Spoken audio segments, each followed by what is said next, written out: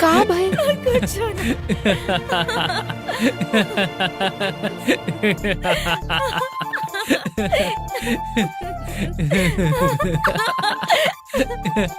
काहे हंस रहल बड़ा तू दोनों? अरे का भाई? अरे काहे हंस रहल बड़ा तू? दीदी ई ना आपसे झूठ बोलले बाड़े।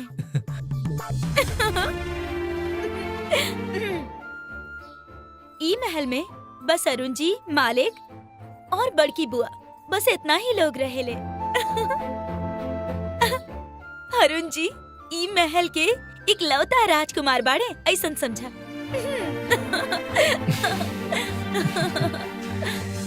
ये झूठ भी हम तारा खातिर कहानी। और का झूठ बोलले बानी का पता? बस इतना ही काले बानी। और ये कोनो झूठ नहीं खे। हमार भी माँ, बहन, भाई ये लोग के साथ रह के बहुत इच्छा बा और सबके कमी के पूरा करे खातिर तू आगे बढ़। ठीक बा, हम जाके पापा से मिलके आओ तनी। आओ तनी। हाँ जाए। ठीक है, हम खाना बना लेता नहीं।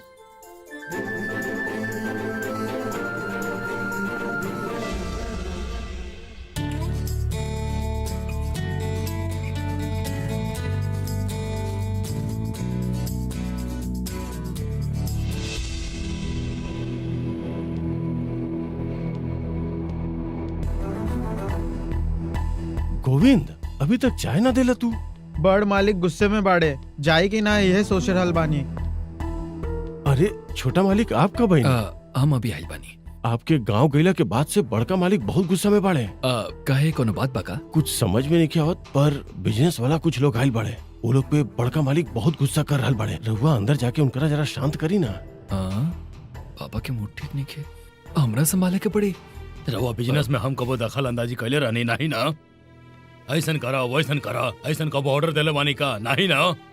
डिसीजन लेवे के पूरा अधिकार तारा के देले रहनी। ये सब कहला के बाद भी रिजल्ट ना मिला, लेके जिम्मेदार के बा। हम का कहत नहीं समझ आवता तू लोग के? शांत मत बैठा, जवाब दो हमके। अब सबके जबान पे ताला काहे लगल बा? जाने कोना घड़ी में तू लोगन पे भरोसा करके हम करोड़ों के इन्वेस्टमेंट कर देले बानी। ये हमसे सबसे बड़ा गलती हो गई। इतना साल के अनुभव के बाद भी तू लोगन के बिजनेस के तनको समझ नहीं खे। अब हमके समझ में आवता। वो सब डिग्री जला दो लोग। अब एगो काम करा, वो कोयला के खान में गड्ढा खोद दा और ओकरा में हमरा के डाल दो।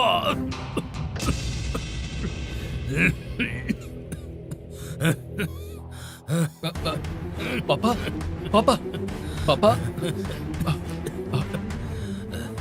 पानी। रहुआ शांत हो जाए पापा, शांत हो जाए। रहुआ टेंशन मत ले, रिलैक्स। का पापा इतना हाइपर काहे होता नहीं रहुआ? का भइली त बताई। अरुण, हमने के बिजनेस के हाल ऐसा हो गइल बा कि हमके लागत है कि पूरा इन्वेस्टमेंट बर्बाद हो गइल बा।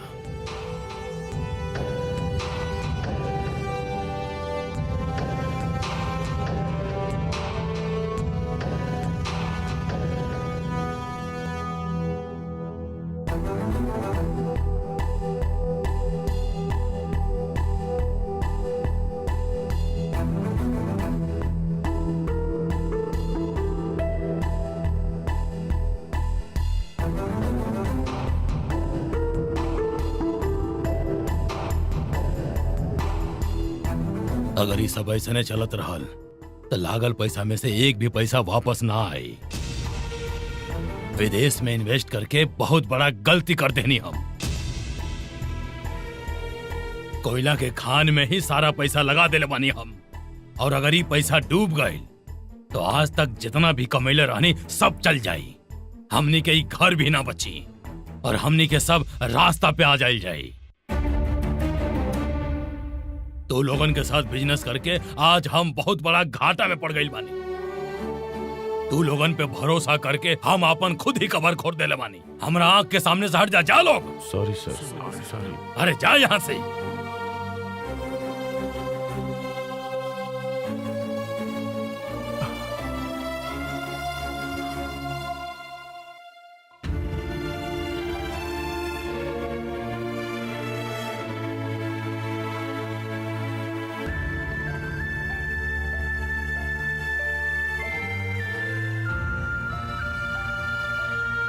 रवा बिल्कुल चिंता मत करी। अरुण जी बड़का मालिक के सब समझाती है और रवा के घर ले जाई है।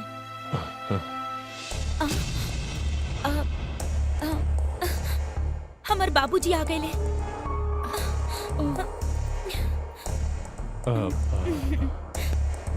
नमस्ते। नमस्ते। ये क्या है? ई हमार दोस्त बाड़ी, हमरा से मिले खातिर आयल बाड़ी। अच्छा अच्छा अच्छा। अरे कुछ चाय पानी दिलू की ना इनकरा? हाँ करवा दे नहीं। बाबूजी सब ठीक था? हाँ ना, बड़का मालिक ठीक बाड़े ना? बेटा अब का बताएं, मलेशिया के पार्टनर पे भरोसा करके बहुत सारा पैसा इन्वेस्ट कैले रहले हो। अब ओकर लापरवाही से कंपनी बंद होखला के कगार पे बा। यही से मालिक बहुत गुस्सा बाड़े। पर अच्छा भइल छोटका मालिक वापस आ गए, तबे जाके मालिक कुछ शांत भइले। पता ना हमने के मालिक अब से पहले इतना इन्वेस्टमेंट कैले पर कबो लॉस नहीं के भइल उनकरा, कबो भी ना। पता ना ये बार ऐसन काहे हो रहल बा, कुछ बुरा वक्त आइल बा शायद।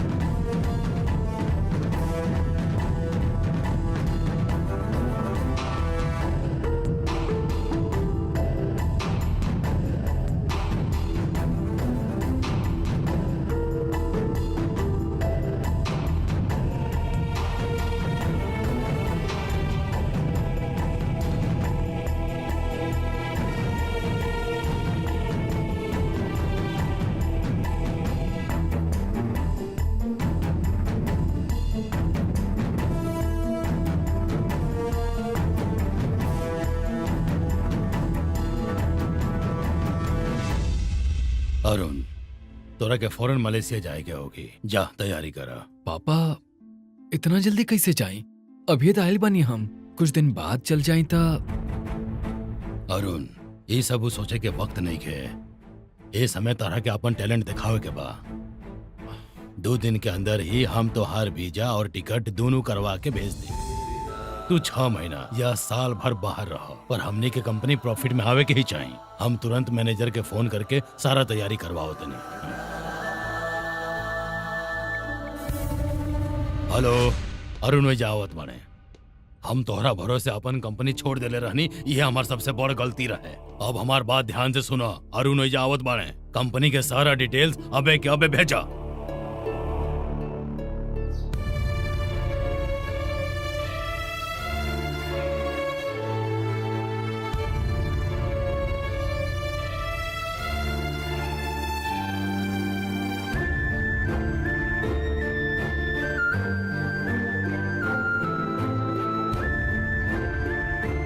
दो दिन के बाद हम मलेशिया जाए वाला बानी। वापस आवे में काफी समय लाग सका था।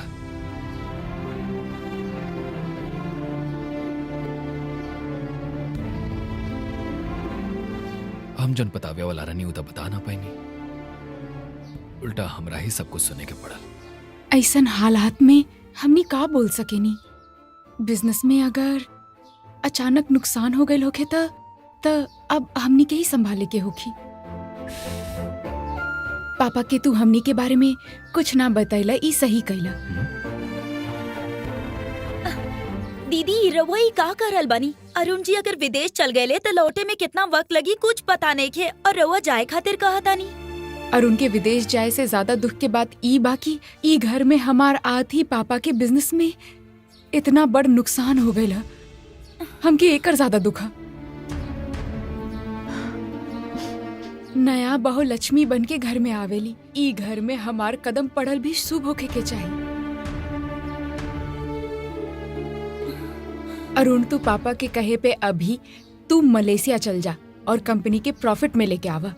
फिर वापस आके तू पापा के ई बता दिया कि हम तहार पत्नी बानी, तब वो खुशी खुशी हमके घर के बहू जरूर स्वीकार ली है।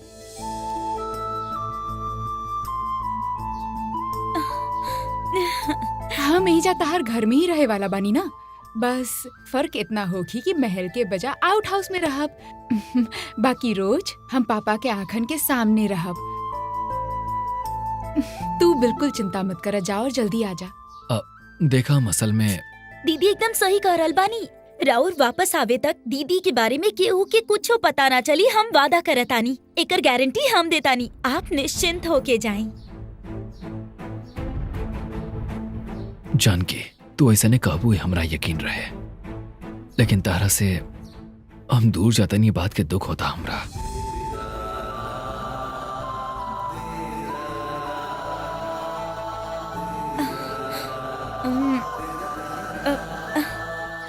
ठीक है, आप लोग बात करी, हम किचन में बानी। हाँ अभी आवतानी। सुना, अगर हमने के एजा रहनी ना तो फिर हमने के डिस्टर्ब करे आई। चला बाहर अरे चलेंगे। बाकी कहाँ? चला ना, अरे हम बताओ तो कहाँ नहीं। लेके चला जा? आवा ना, आजा आजा अरे, आजा आजा बैठ। बाकी हमने कहाँ बनी? केहू देख लिया अरुण। सब लोग अपन काम में बिजी बा, तू बैठा ना एजा।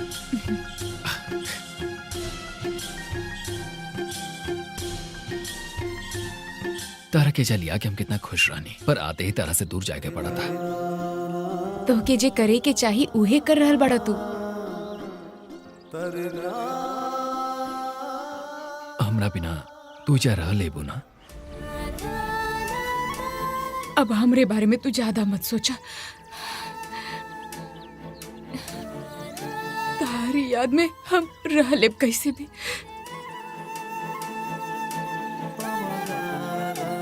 हमरा तसल्ली मिल जाओ यही से कहा था रुना, लेकिन तहार दिल नहीं के मानत।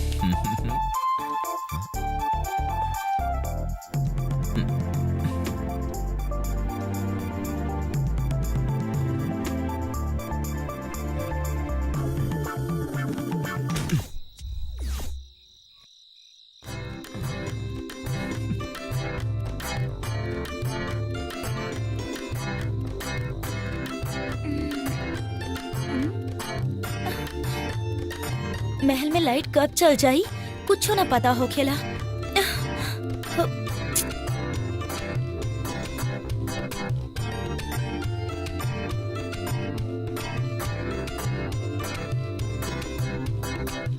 कहाँ रख देनी हम मोमबत्ती?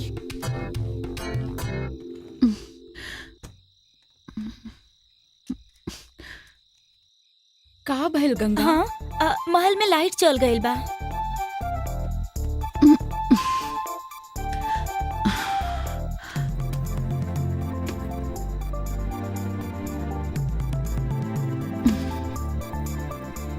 हम महल में मोमबत्ती लेके जाता नहीं। हाँ आवता नहीं। हम भी आता नहीं ना। अच्छा ठीक है।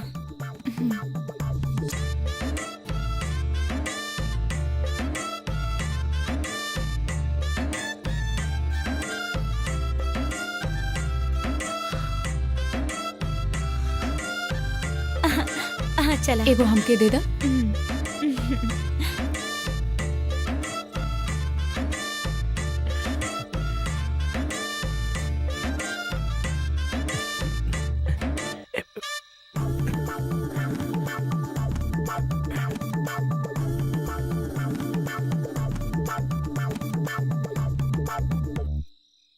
तहरे आए तक हम यही जे रुकतानी, तू अंदर मोमबत्ती जला के जल्दी आ जाइए। ठीक है।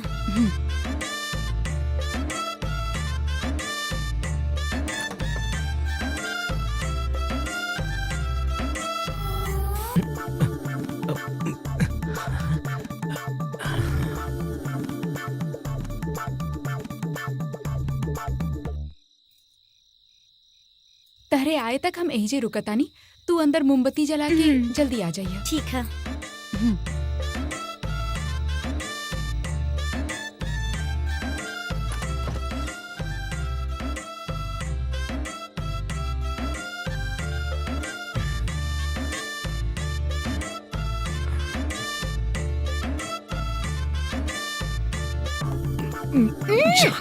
जानकी हम बानी। अरुण, तू का करल बड़ाई जा? केहू देख ली ना। तू जा एजा से। अरुण जा एजा से, हम करल बन। जा एजा से, जाना।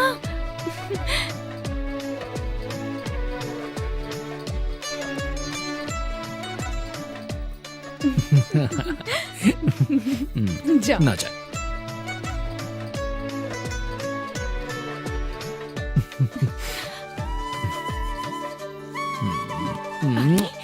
का करल बड़ा तू?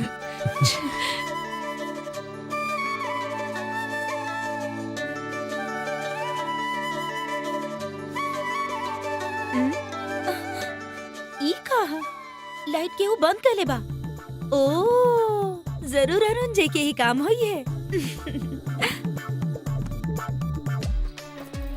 जब एजा से केहू आ जाए ना अरुण, का करल बड़ा? जाना यहाँ से। देखा देखा गंगा आ गई। इन्हें आजा। अरे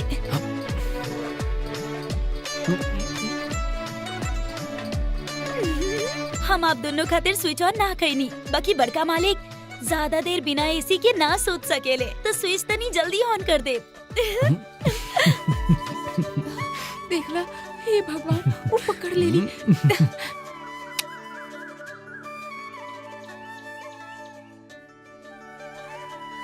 अरे हम तोरा के को जरूरी काम देले रहनी, कट और वीजा के का भइलो कर। हाँ साहब करा रहल बानी, रउआ चिंता मत अरे वो छोड़ा, चिंता में तो तू लोग हमके डाले देले बाड़ा। और वहाँ जाके जब सब ठीक कर दी तबे हम चैन के सांस ले। तू ही काम कैसे करबा वो हमके नहीं के पता। और तू अरे ये का छे।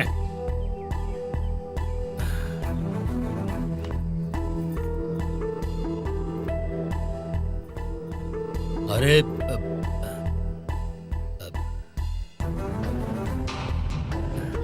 हे भगवान,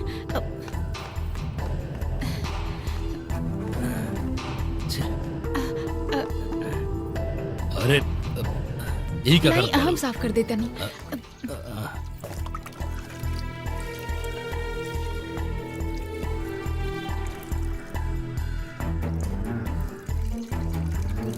बस बस बेटा, रहे तो हम साफ कर ले बेटा। बस हो गए। हम ठीक से साफ कर देता नहीं।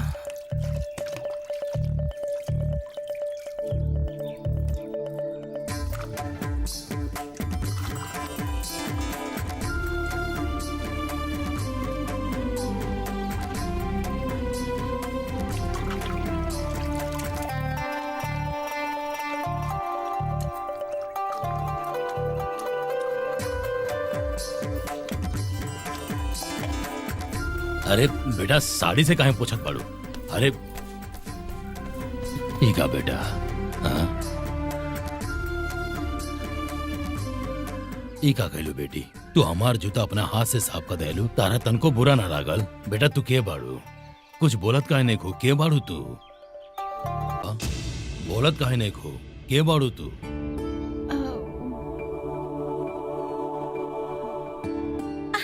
अरे बाप रे, अब का करी? अरे बोला ना, बड़का के बाड़ू मालिक, तू? ये हमार फ्रेंड बाड़ी।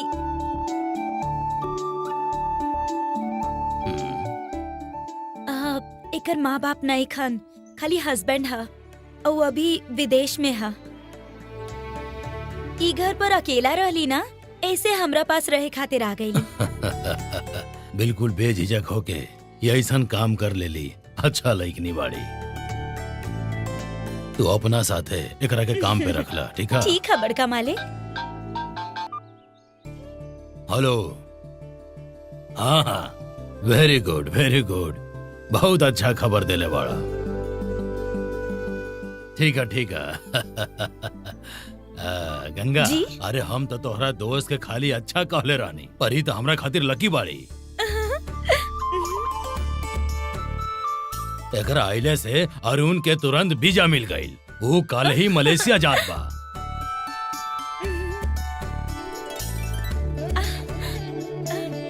हमके चिंता लगा रहल ह कि ओकर वीजा जल्दी मिली कि ना, लेकिन ओकर वीजा फटाक से मिल गई। अब हम ये बात अरुण के जाके बता देता नहीं। चला बेटा हम आ गए।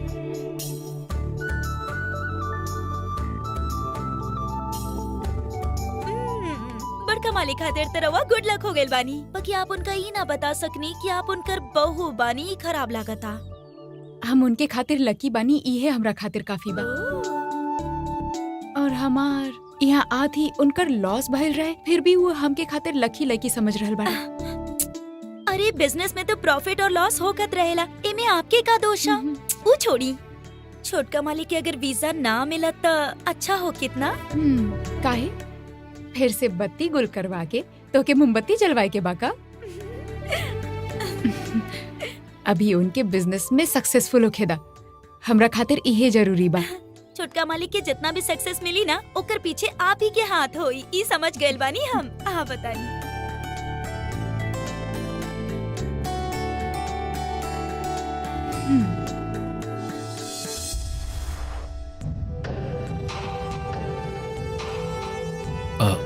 पापा काली चाय के बका। अरे का बेटा, हम अपन कंपनी के प्रॉब्लम के जल्द से जल्द सॉल्व करे के फिराक में बानी। और तू आजकल में इतना कंफ्यूज बाड़ा। हम जरूरी करके दिखाए पापा, लेकिन ऐसे काल निकले के मतलब अभी मन नहीं के। निकले तक ऐसा ही लागेला, लेकिन तू अगर एक बार जाके वहाँ बिजनेस संभाल लेला ना, तो ताके यहाँ के याद भी ना आई। अरे काम में इतना बिजी हो जाइबा तू। वो तो ठीक बा पापा, लेकिन एक हफ्ता बाद हम निकली तो। अरे बेटा, बिजनेस के सारा सिचुएशन जलना के बाद भी तू एक हफ्ता के बाद जाएगा कहा था? बड़का मालिक कॉफी। लीला। ओ कहा ना कि हम कुछ दिन यही जा रह के हम उतनी सा। का बेटा, तू ना कोनो नया नवेला दुल्हा के तरह बात करत रहा। चुप रहा।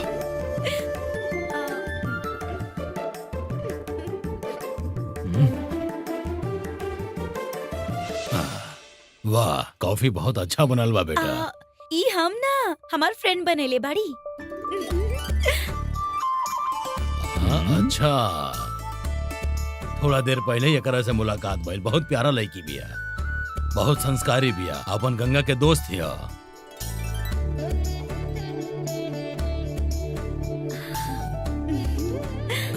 बेटी, ये हमार बेटा है अरुण। तो अबे देख लू नु एकरा के। सुना, ये तो गंगा से मिलके जाए वाला रहे, लेकिन हम ही रोक लेनी। कहानी आइए गइल बाड़ू तो तनी दिन रुक जा। सही कहनी ना? हाँ? आप कहले बनी तो ठीक है बा, पर घर के मेहमान से काम कराओ तो अच्छा बात नहीं है ना। ये हो सही बा। गंगा जी? वो हमनी के मेहमान ही है ना, तो तू ओकरा से काम काहे करौलू? पिताजी ई घर हमार है ऐसा सोच के ही कहीं नहीं हम। बेटा देखा तू काम करा या मत करा, लेकिन हमरा खातिर कॉफी रोज बना के दिया। हाँ। अरे तो हर कॉफी हमरा बहुत पसंद आयल, पता बा। गंगा एगो कॉफी और था। हाँ, ई बुआ जी खातिर है, आपकी शुगर पहले से ही हाई है। अरुण रुका, हम आओ तनी।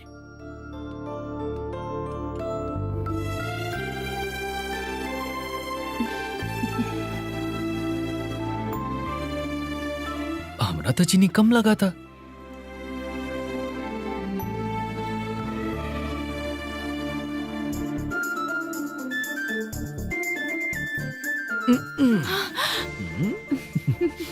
जा वरना केहू देख ली। हमार पापा के तो बहुत पसंद आयल बड़ू। भगवान के कृपा से सब ठीक हो रहा। पर हमरा साथे कुछ ठीक नहीं के होत। ई का बोल रहा बड़ा तू? अरे हमने के जा अकेले में बनी और तेरा तन को ख्याल नहीं के। तू ना तनी चुप बैठा। ऐसे कैसे चुप रही हम? काल हम मलेशिया जाता नहीं, फिर वजह हमरा तहार याद आई तो हम का करब हम बताएं?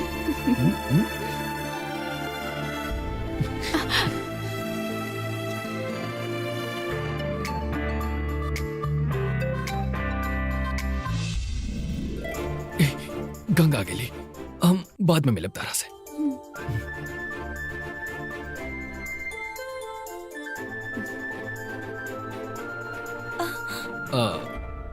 कॉफी में चीनी कम रहे ऐसे आयल रहनी। हाँ हाँ ली ना, जितना चीनी चाहिए उतना ले ली। आपके ही घर है, आपके ही चीनी है।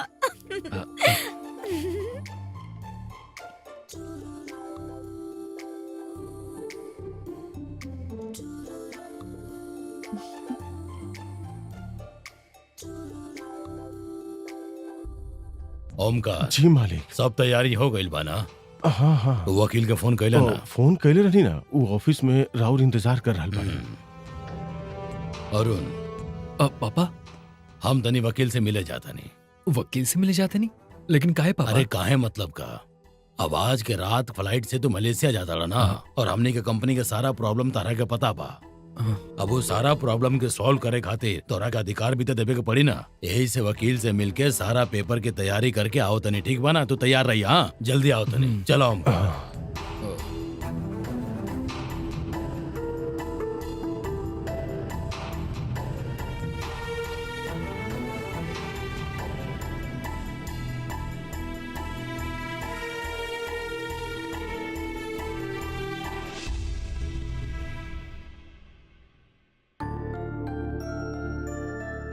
गंगा हाँ जानकी कहाँ बाड़ी?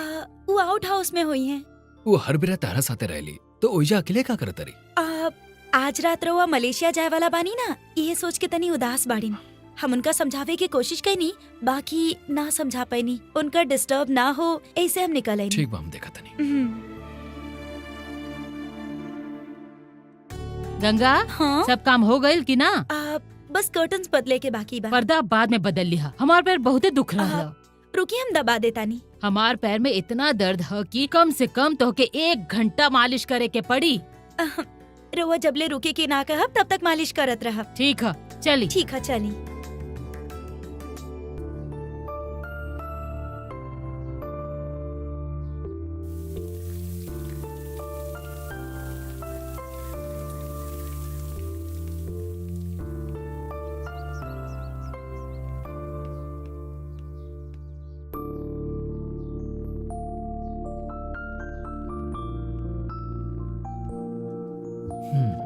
हेलो।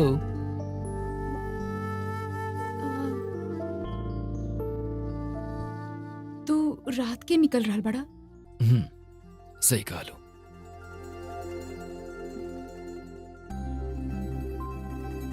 अपन ख्याल रखिए। तनी जावा।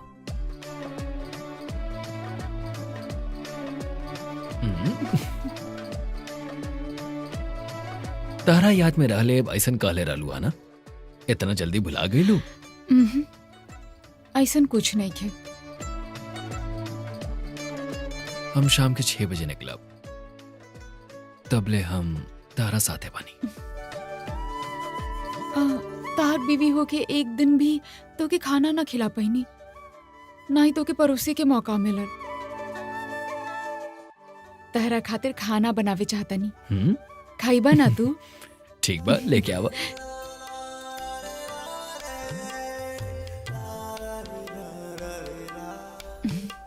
अच्छा से खाइया। हाँ,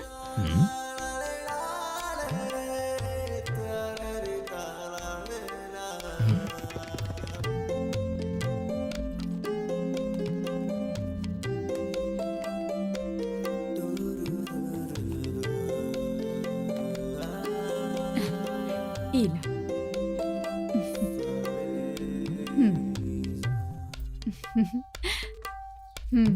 खा। तू खियाओ ना हमरा के।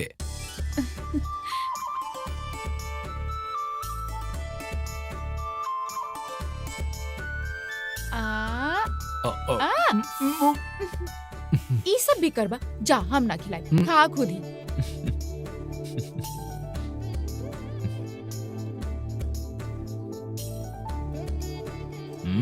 जबरदस्त बा।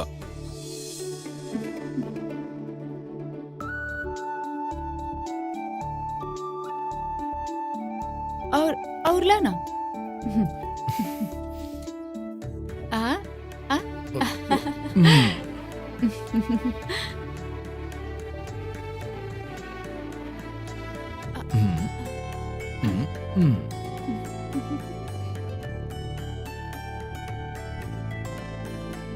अरे पहले ही से इतना बा, और मत। खाली सब्जी है, खा अब। अरे बस बस बस बस। खा अब सब।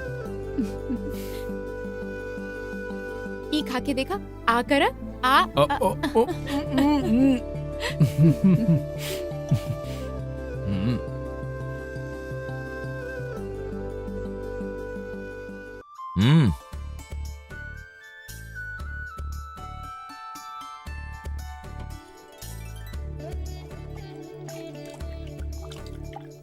एकरा से पूछ ला।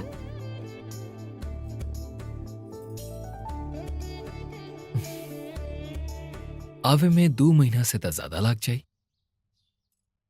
और कुछ नहीं के का, खाली खाना खिया के भेज देबू। और का चाहिए तारा के? 2 महीना के कोटा पूरा हो जाओ, ऐसा तो कुछ चाहिए ना। ऐसन हम का करी? हम बताएं? हाँ?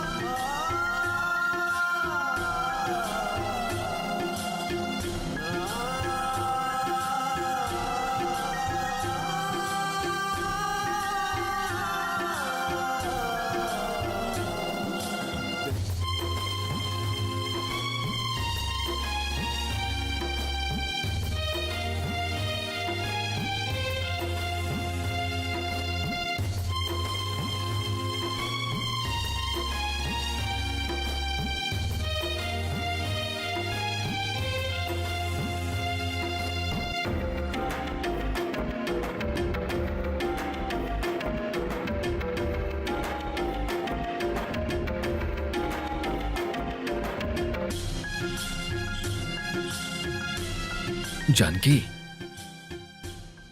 तारा हमने के पहला रात कैसा लागल? पागल, ई दिन है। ओह, तो तू चाहत रहो कि आज रात हम यही से रुक जाएं?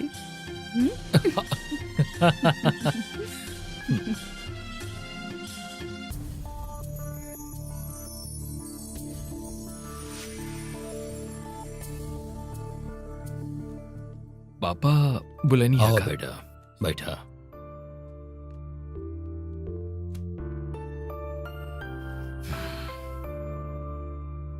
वकील से मिलकर हम पूरा बात बता देनी। आज से तू कंपनी के सारा डिसीजन ले सकेला। ऐसन पेपर बनावे कि हम ओकरा के कही देले बानी। ठीक कहनी ना? और एगो बात, तोहर पासपोर्ट, टिकट, वीजा ई फाइल में है। तोहर फ्लाइट रात के बा। अपन सामान पैक करला और तैयार हो जा। अगर तोरा कोनो और चीज के जरूरत पड़ल तो ऊ हम अपना मैनेजर के अरेंज करे के कही देले बानी। इला, और सबसे जरूरी बात यह है कि तोहरा के सारा ध्यान बिजनेस में लगा के अपन कंपनी के प्रॉफिट में लेके आओ के बा। ओके, ठीक बा ना? ठीक बा पापा। आखिर एकरा भइल का बा? एके मूड काहे ऑफ लागता? छोटका मालिक, आपकी कुछ चाहिए का? तू हमारे को हेल्प करबू? हाँ, बोली ना। हमार जान के एजा हमरा सिवा केहू नहीं के। तू कर ध्यान रखबू ना। हमरे बारे में ज्यादा सोच के टेंशन मत लिया, ऐसन कह दिया। हम एजा बहुत ज्यादा खुश रहा। वो बेचारी हमरा बारे में सोच के वक्त बिताई। ओकरा के खाना समय पे खाए के कहिया। ओकर तबीयत के ध्यान रखबू ना तू। उनसे अपन तबीयत के ख्याल रखे खातिर कहिया। हमार चिंता में ना वक्त पर खाइए ना वक्त पर सूती है। हमरा याद में वो ठीक से खाई ना, ठीक से सुतबो ना करियन। पर तू उनकरा के समझाइया, समझेबू ना तू? जौन काम खातिर वो जा रहल बाड़े वो काम पूरा कही के जल्दी आई खातिर कहिया उनसे। हम जहाँ पर भी रहब, पर हमरा दिल में खाली उहे रहिया। जब जब वक्त मिली फोन करे खातिर कहिया उनसे। हम रो रहल बानी, ये बात मुझसे मत कहिया। हमार काम जल्दी पूरा करके हम जल्द से जल्द वापस आ जाए। ओकरा के बता दिया और ख्याल रखिया। हम कहीं भी रहे, बाकी दिल से हमेशा उनके पास रहब, ई कहिया।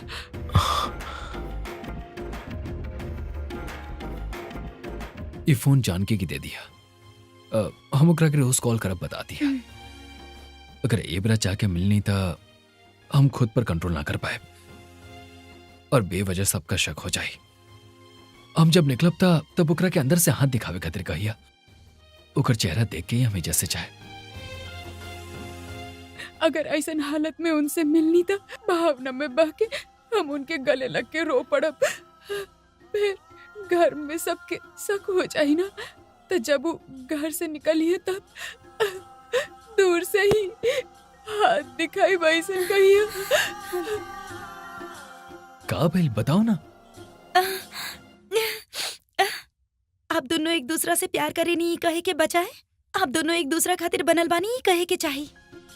आप अंग्रेजी में वो कहे लेना, you are made for each other, you are born for each other. एकदम वैसे नहीं। जानकी दीदी जौन कुछ भी कहनी ना, रवा भी एकदम वैसे नहीं कहा तानी। रवा के साथ रह के जरूरत नहीं खे।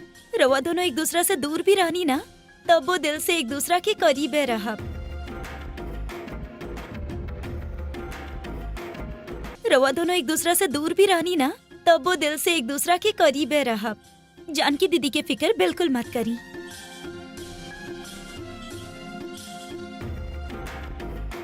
प्रणाम बुआ। संभल के जाइह। बस बस बेटा, खुश रह। हम जन कहानी वो याद बाना? जी बाबा। अरुण, तोहरे काम में तोहके कामयाबी मिले बेटा। अब हम चला तनी पापा। हाँ ठीक बा, संभाल कर जाइए।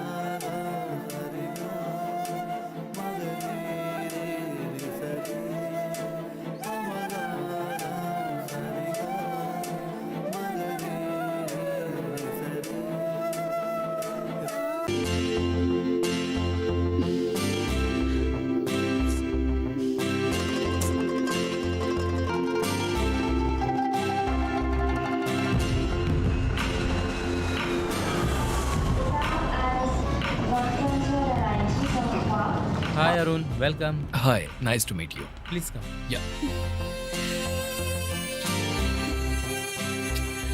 अभी तक फोन कैसे ना आए? दीदी रवा छोटका मालिक के फोन के इंतजार करत तानी का? हमार फोन तो चार्ज है। ई घर में नेटवर्क ना आवेला का?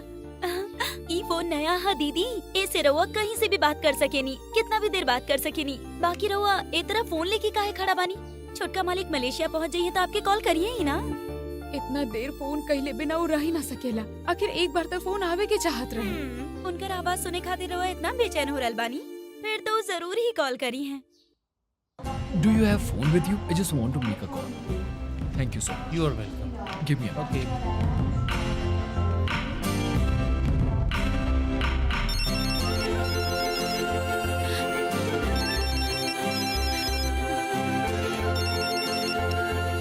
हेलो साहब बाड़न का साहब, रॉन्ग नंबर।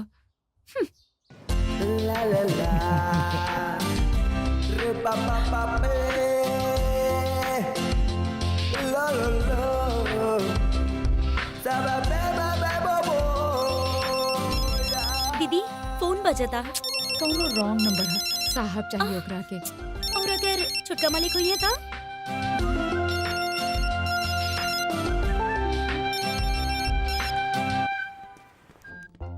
हेलो हेलो किरण बाड़ी का किरण। हेलो, हम कौनो सूरज लगता नहीं का?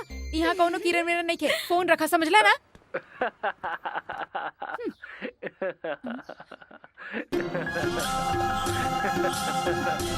अच्छा तो फोन रख दी हम। तू ही रहला। हाँ, हमें रानी।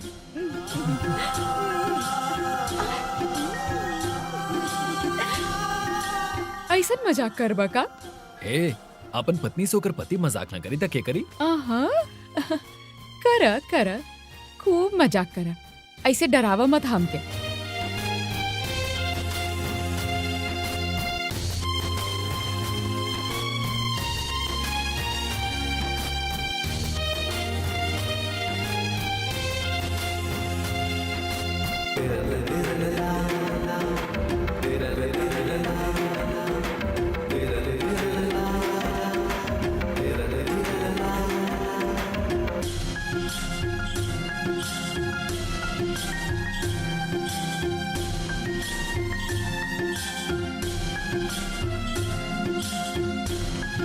फोन रखत रखत दिल खुश कर देला तू। उजा निकले से पहले तू खुश के लिए रहलुआ।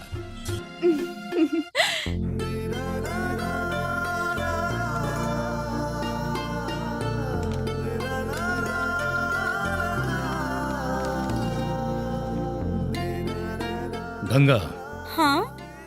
बुआ के पैर दबावला के बाद हमरा खातिर कॉफी ले आ दिया। हाँ। ए गंगा, हमार पैर छोड़ी बाद में दबाई, पहले जाके कॉफी ले आई। राउर पैर में आज ज्यादा दर्द बना, ऐसे हम अपन फ्रेंड के बनावे खातिर कहा तानी। ओकर हाथ के कॉफी इनका बहुत पसंद है। हाँ हाँ, ओकरे के ही कही दे कॉफी बनावे के। हाँ। रानी दीदी, हाँ। रानी दीदी। अभी रानी दीदी के हा? इनकर ही नाम रानी है। रानी दीदी?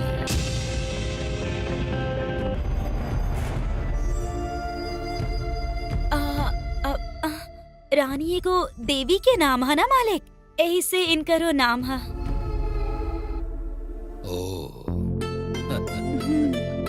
जब तू पैदा भइल रहल तब हमनी के माई तोहार दुर्गा नाम रखले रहल, एगो राजशेखर और एगो चिन्मय।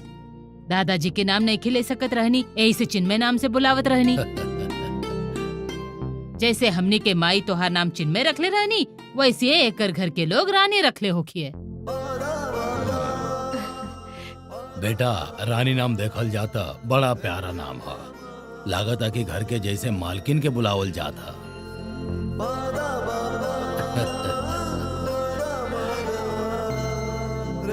हमके तहार हाथ के कॉफी पिए क्या? जा ले आवा। जा रानी दीदी, बड़का मालिक खातिर कॉफी बना के ले आवा। रानी बिटिया, तोहरे हाथ के कॉफी फेमस लागता, हम भी कॉफी पियब बेटा। जी अभी लाता नहीं।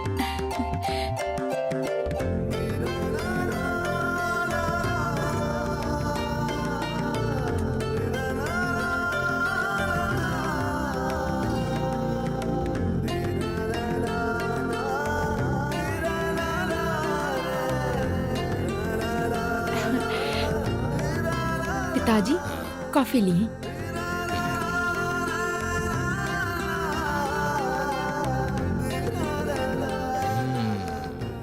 बुआ जी रानी बेटा, हम्म, ये कॉफी तो बहुत ही बढ़िया बा। Best super. रानी बेटा, तू कॉफी इतना अच्छा बनावे लू और खाना भी। तोहार पति सच में बहुत खुशकिस्मत होगी।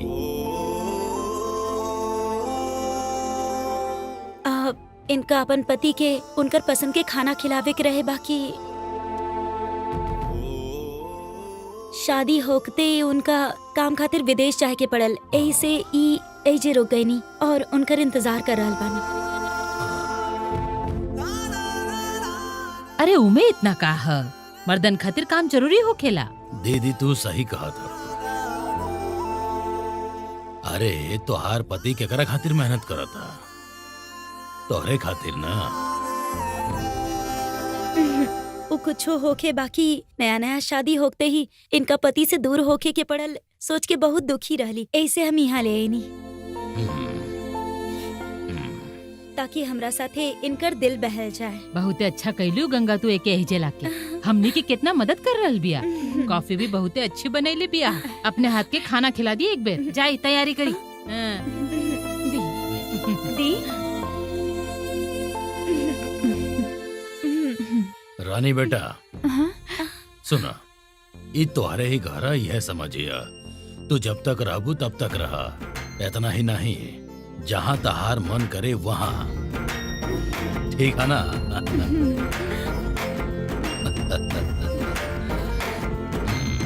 कॉफी पिला के सबके कप में उतार ले बाड़ू। हाँ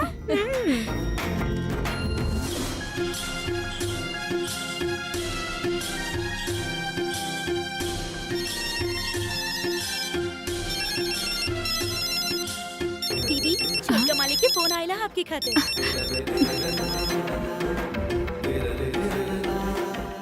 हेलो। हेलो, कहो पत्नी जी, हो जा सब लोग तारा के रानी रानी कह के बड़ा प्यार लुटावा था तारा पर। हाँ अरुण, यहाँ सब हमके रानी बेटा कहेले। कितना खुश बानी हम, पता बता रखे। लेकिन हमरा बहुत बुरा लगा था कि घर के सारा काम अब तू ही करा तारू। तो एकरा में का भइल? हम तो हमार परिवार खातिर ही कर रहल बानी ना। ओ, मतलब हमरा परिवार में घुल मिल गई बाड़ू। का रिश्ता केहू ऐसे ही ना बनावेला। तहार परिवार से इतना प्यार मिल रहल बा, त उनकर ख्याल रखल हमार फर्ज है ना। अरे बाप रे, तू तो उजा रह के फिल्मी डायलॉग मारे लागल बाड़ू। बस करा तू। काल अगर केहू के पता चल जाओ कि तू ही हमार पत्नी बाड़ू ता केहू के गुस्सा ना आओ, इतना प्यार तू दे रहल बाड़ू और यही खातिर ये सब चला था। हाँ, तू बतावा ओहिजा का कर रहल बड़ा? हाँ, तारा याद में पागल जैसन रास्ता में भटकत बानी एजा से ओइजा। हमरे बारे में सोचल बंद करा अब, और बिजनेस डेवलप करे खातिर का करे के है ऊ सोचा अब। 1 महीना के अंदर तोहके कंपनी के प्रॉफिट में लाई के है, और दूसरा महीना में तोहके जल्दी यहाँ आवे के है, और तीसरा महीना में हम ई घर के बहू बानी, ई तोहके सबके बतावे के है। समझ गईला ना?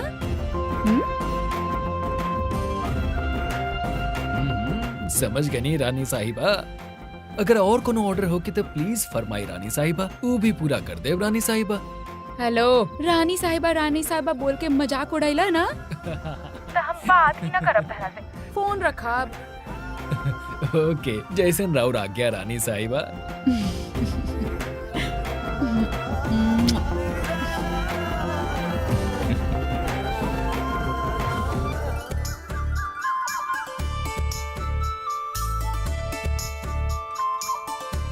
हम पिताजी के दवाई दे के आता नहीं। यहाँ हमने दोनों ही बानी, तो खोल के कहीं ना कि अपन ससुर जी के दवाई देवे जा रहल बानी। ऐसन बोले के हमके आदत पड़ गई और गलती से सबके सामने हम बोल देनी तो प्रॉब्लम हो जाए ना।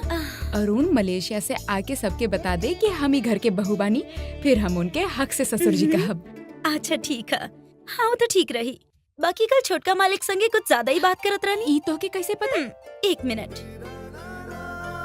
जब देखा ये फोन चार्जिंग पर ही लगल रहेला। ऐसे कहनी हम। हमके लागत रहे केहू के ना पता है, बाकी तोहके सब पता चल गया ना। हम तो ऐसे ही पूछते नहीं। अब ये वजह से बात कही कम मत कर दी है और ज्यादा बात करिए ताकि छोटका मालिक वहाँ से जल्दी वापस आ जाइए। जब भी उनसे पूछा तानी हम जल्दी आ जाए, हम जल्दी आ जाए, बस हर बार इहे कहत रहेले। बाकी कब तक आई है ये भगवान ही जाने। रउआ इतना सोच रहल बानी माने वहाँ भी ऐसे ने हालत होई और छोटका मालिक यहाँ जल्दी वापस आ जाइए। देख अब रउआ दोनों के प्यार रउआ के जल्दी ही मिली। ठीक है, रउआ चिंता मत करी, चली खाना खाए जा।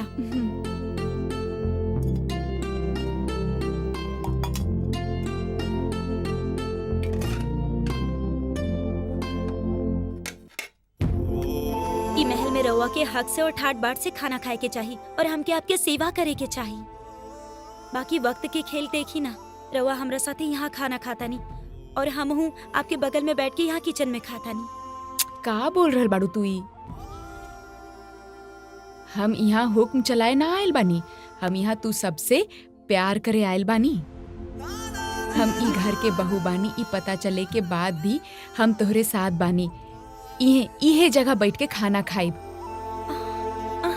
ई परिवार के हमार प्यार पे जितना हक बा उतने ही हम पे तहार भी हक बा। आज के बाद ऐसन बात कही के हमार दिल मत अरे दुखाइए। रानी दीदी, हमरा बस ऐसा लागल ऐसे कह देनी। ठीक है, आगे से ना कह। हम्म, चली खाना खाए जाओ। अरे लेकिन ई का? ई ना हमरा खातिर दही चावल बा, बाकी आप ही। हाँ, हमके ऊ सब ना, हमके दही चावल ही पसंद है, हम इहे ना खाए। रानी दीदी, परोसा हमके, परोसा जल्दी। दा, अरे दा, इतना और थोड़ा पसंद दा। है का? अरे रुकी। हमके बहुत पसंद है।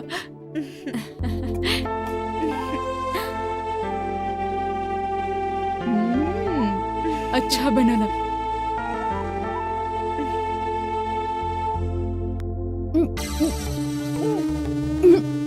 का भइल? अरे रानी दीदी, दीदी का हो गइल आपके? रानी दीदी रउआ ठीक तो बानी ना?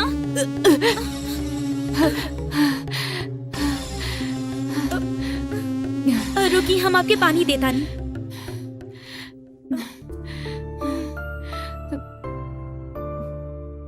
का भइल रउआ के दीदी? अचानक उल्टी कैसे आ गई? पता ना, कुछ तो पेट में गड़बड़ है। बाकी ऐसा तो रउआ कुछ खैली भी नहीं की। थोड़ा सा अजवाइन खा ले तो सही हो जाए। सॉरी गंगा, तोहके भी खाना छोड़ के उठे के पड़े। ऐसा कुछ नहीं किए, हम आपके अजवाइन देता नहीं। रुकी।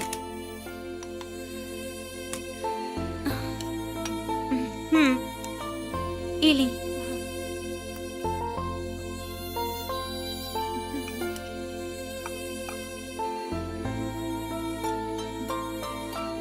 दी हमके। गंगा, जी, अरे जल्दी आई, आ रहल बानी। हमार गोड़ में दर्द हो रहल। हाँ हाँ, आई नी। रानी दीदी, हाँ? तनी तेल देव का? हाँ लाता नी। इला। Thank you. रुको रुको, ये आइल है ना, ये तो तोहसे भी ज्यादा अच्छा मालिश करेले। जब ये मालिश करेले बहुत अच्छा लागेला और नींद भी अच्छा आवेले। तू बैठ, मालिश कर।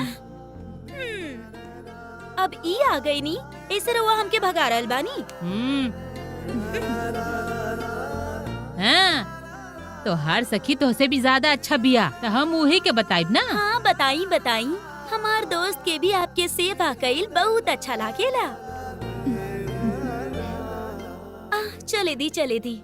रानी दीदी, तेल धरा और मन से बढ़िया से मालिश करा। ए रुको, कहाँ जा रहल बाड़ू तू? तो हर सखी कितना अच्छा मालिश करेले, तनी बगल में बैठ के कुछ सीख ला। सीखतानी। इनका देख के अगर ये सब सीख भी गई नी, तब इनकर जगह त ना ले पाएब, काहे कि हमार रानी दीदी त एक घर के बहू बाड़ी ना। हाँ? ई का बोले जा रहल बिया? हम तो हाँ, हम एक घर की बेटी बानी ना, और ई घर के नई बेटी बाड़ी। अब ऐसा ही कुछ कहे चाहत रहनी हम, और गड़बड़ हो गई। हाँ, सही कहलू। ई जे कुछ भी करेले ना, पूरा मन से करेले। एकर स्वभाव सबके सेवा करे के है।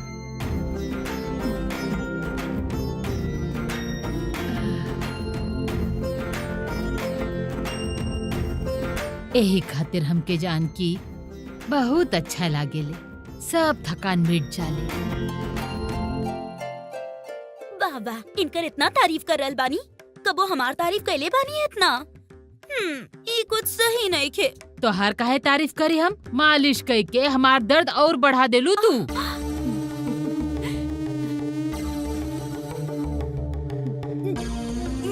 का हो गई? हाँ?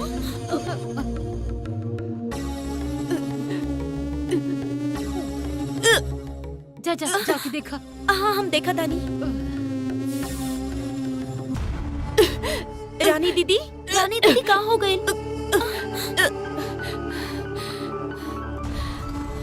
रानी दीदी,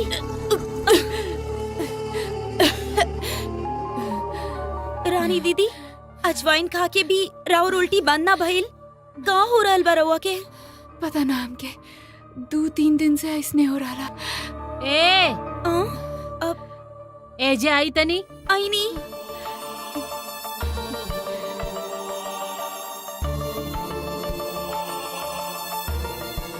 आवा बैठ।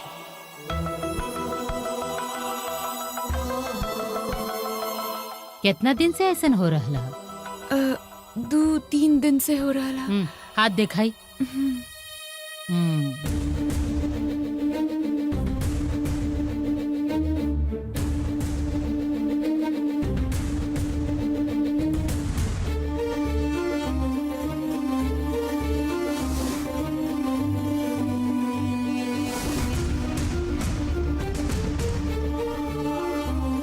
तोहार पति के विदेश गईले कितना दिन भइल? एक महीना भइल होई। अब तो 45 दिन हो गए होगी। तोहार पति विदेश जाए से पहले कुछ गड़बड़ करके गईल रहल का? अरे देख कर रहल बाड़ू, नब्ज बता रहल है तू पेट से बाड़ू।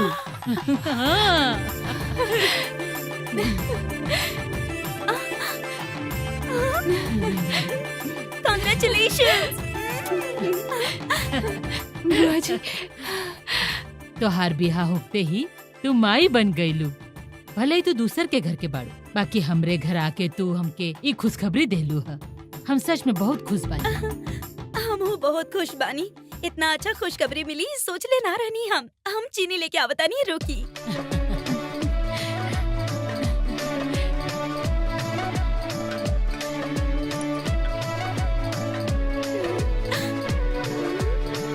कीली इधर दी। सब ठीक ठाक रहे, बच्चा तंदुरुस्त होके बिटिया तोहार। हाँ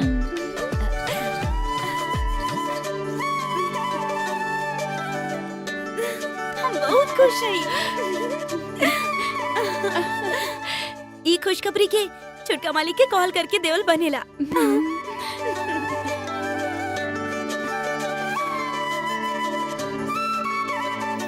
No, 1 second.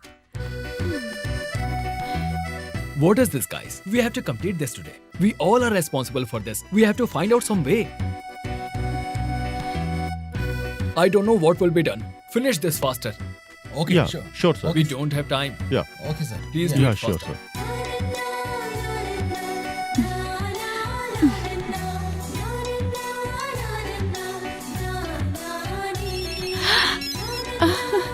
हाँ बोला। का बात बा? आज तेरा रानी साहिबा बहुत खुश लागत रही। हाँ हम बहुत खुश हैं। बाकी का वजह हो सकेला तू ही बतावा। हमार पापा तहार तारीफ कैले होखियन। हाँ वो तो रोज ही करत रहेले। फिर और का हो सकता? हमरा नहीं के पता। जेकर वजह जे खुद है वो ओकरा ही ना पता। ठीक है, हम हिंट देता नहीं। पहले दिन के रिजल्ट मिल गए। का कहा तरू? हमरा तक कुछ भी समझ में नहीं क्या आवत। अरे बुद्धू, इतना ना समझ बाड़ा का? अब तो के समझ ना आ रहा है।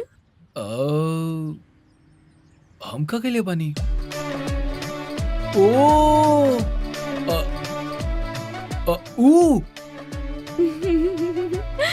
हम माँ बने वाला बानी और तू पापा।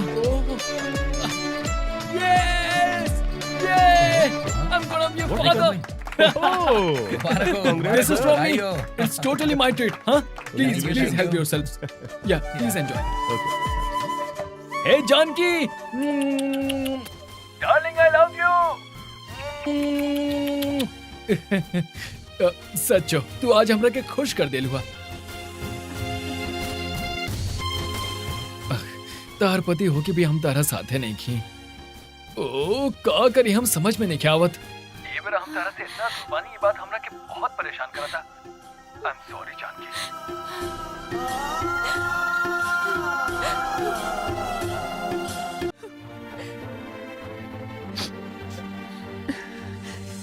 अगर हम जल्दी आईनी त हमके का देबू ई तू पूछले रहला ना। अब एकरा से बढ़ और खुशी का दी तारा के। अब तक सिर्फ हम तारा से कब आईबा ऐसन पूछत रहनी, लेकिन अब केहू और भी तो के पूछे वाला है। कब आवे वाला बड़ा तू? आज ये जैसे निकला तनी हम। मतलब बिजनेस के काम पूरा हो गए? अरे बिजनेस का बिजनेस, एक खुशी से बढ़ के और खुशी बा का। हम फौरन निकला तनी। ना, पापा बहुत भरोसा कह के तोके ओहिजा भेजले बानी, तो काम पूरा कह के ही आई है। तब तक हम और तहार बेटी तहार इंतजार करब। ओ बेटी हुई ऐसन कंफर्म करत तारू? हाँ बेटा नहीं के हो सकता हमनी के? अगर बेटा भइल तब माँ से ज्यादा प्यार करी, और बेटी भइल तब पापा से ज्यादा प्यार करी। सिर्फ हम ही ना, हमनी के बेटी भी तुहसे बहुत प्यार करी। यही से बेटी ही होके के चाहिए।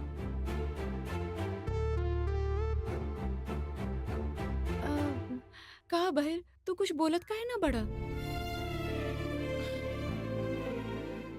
तू हमेशा खाली हमरे खुशी के बारे में सोचेलू का? तोहके खुश देखे से बढ़ के कोनो खुशी बाही ना हमार जिंदगी में। तू बस देख लिहा, हमसे भी ज्यादा प्यार हमनी के बेटी करी तहरा से। ना ना ना ना, लड़का ही होई और हमनी के दोनों मिलके तारा से इतना प्यार करब जा, इतना प्यार करब जा कि तू देखत रह जाइबू। जरूर बेटी ही होगी, शर्त लगा ला तू। ए शर्त वगैरह ना, ये बार अगर पसंद होके तो लड़की ही ठीक भी है, लेकिन नेक्स्ट टाइम हमरा पसंद के लड़का दिया। अभी एगो लड़की के पेट में पाले के जिम्मेदारी मलेशिया जाके बैठल बड़ा, और अब एगो लड़का भी चाहिए। तू अपना घर में अकेला रहला, हम भी अपन घर में अकेला रहनी, तो हमनी के 2 बच्चा काहे चाहिए?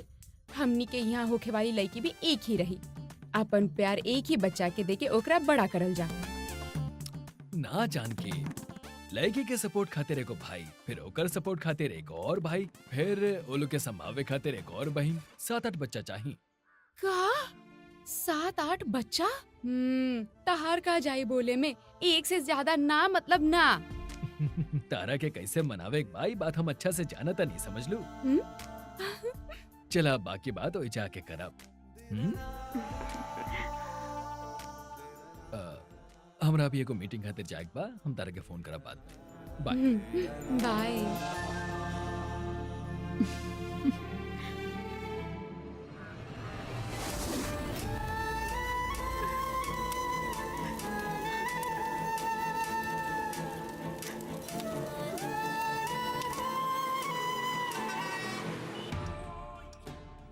ऐसा नहीं के कि केहू हमार पहचान के नहीं के, सब केहू हमार पहचान के बाड़े।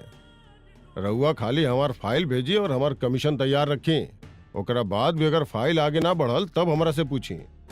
यस सर। हाँ तो फिर सोच के बताई हमरा। हाँ हम ऑफिस में ही बानी, रउआ सोच करके बताई हमरा। का बात बा बालाजी, कुछ खास बा का? आज तू पार्टी ऑफिस में आ गइल बड़ा? ऐसा कुछो नहीं खे, वो कॉर्पोरेशन में एगो टेंडर आइल है, वो लेवे के सोच रहल बानी, बाकी ओकरा खातिर राउट सपोर्ट चाहिए। ई का बेटा, कॉर्पोरेशन के टेंडर उठाइबा इतना बड़ हो गइल बड़ा तू? अरुण के साथ मिल के कोनो लेदर फैक्ट्री शुरू करे वाला रहला, ऐसा हम सुनले रहनी, ओकर का भइल? अब का बताई रउआ के, वहाँ लेदर फैक्ट्री शुरू करनी तो वो गांव के वातावरण बिगड़ी, यही खातिर वहाँ के लड़की हमके रोक तो देहलस। फिर वो गांव छोड़ के दूसर गांव में कोशिश करा। वो अरुण के काम है ना, बाकी वो तो प्यार में डूब गई। का कहला तू? जौन लड़की फैक्ट्री के बाद सुन के हंगामा कैले रहल वही लड़की के प्यार में पड़ गई। अब ओकर वापस आवे के मन नहीं खे, यही खातिर अरुण गांव में रुक गइल ह। ऐसे में का करी हम? हाँ? ना, अरुण तो मलेशिया गइल बा ना।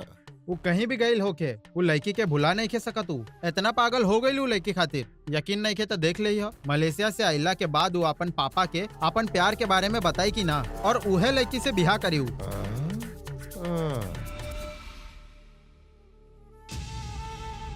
ओके वो पसंद बिया और वो ओकरा से प्यार करेला। प्यार में अंधा हो गइल है। अब का करी हम? ओकरे प्यार के चक्कर में ये दोस्त के छोड़ देलस। ये तनी खराब लागता।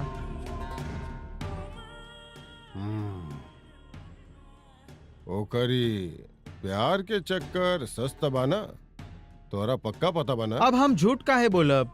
ओके वो गांव के लड़की पसंद बिया। जल्दी रउआ के पता चल जाई वो सब। वो छोड़ी ना, रउआ हमार टेंडर खातिर सिफारिश कर दी। अब हमरा से जौन हो पाई हम करब। तू अभी जा, हम बाद में बताओ तनी। ठीक है, मिलता नहीं।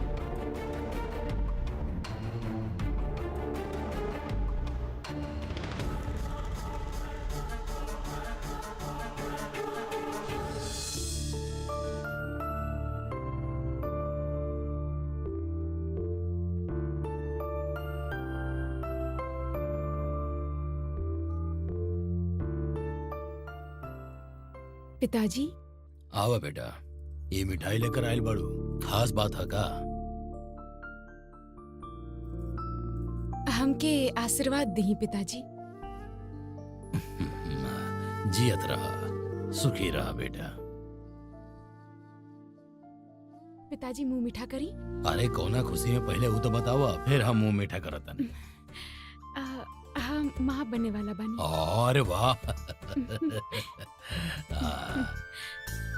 बहुत बढ़िया। अल्लाह, अब हमके बहुत खुशी भइल। एगो लड़की के माँ बनने से ज्यादा कोनो खुशी ना हो सकेला बेटा। तो हर सारा इच्छा जल्दी पूरा होके। आप मन के खुश रखल करा। आपके आशीर्वाद हमके मिलल, ये हमार खुशकिस्मती है पिताजी। हम तोरा के आशीर्वाद देनी उ ठीक बा, लेकिन तू माँ बने वाला बाड़ू इस सुन के तो हर पति के तो खुशी के ठिकाना ही ना रही। ऐसन समय में ओकरा तोरा साथ रहे के चाही।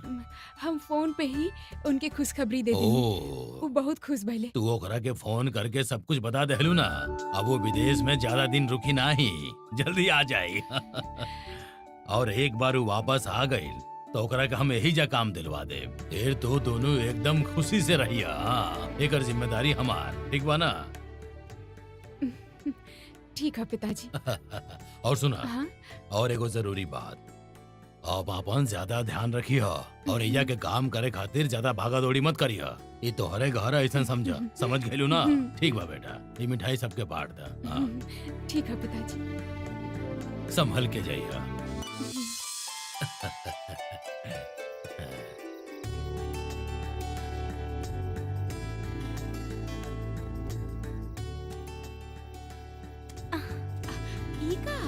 बताओ तानी, बताओ तानी।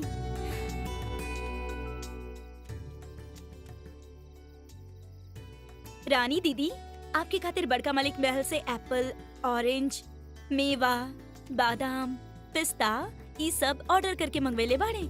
ये सब आपके खातिर ही है। आराम से खइया। हाँ। ओ। और ई का? गर्भवती महिला जेकर फोटो बार बार देखे लेना, ओकर होखे वाला बच्चा भी वैसने होखेला। यही से आप ना भगवान कृष्ण के फोटो देखब तो होखे वाला बच्चा भी उनकरे जैसन होई।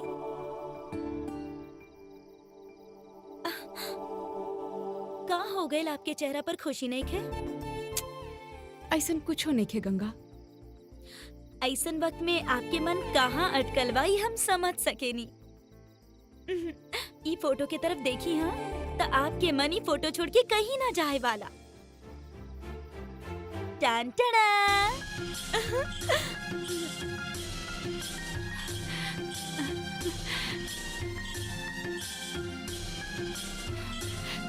जब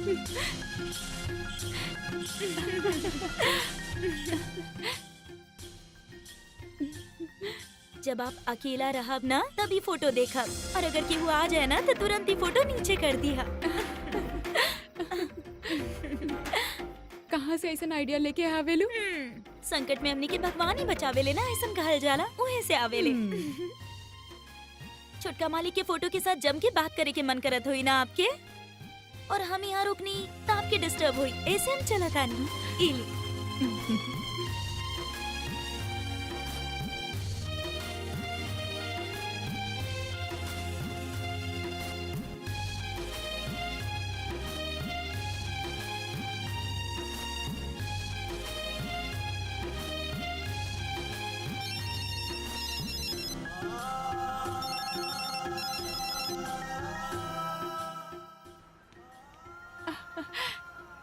हेलो।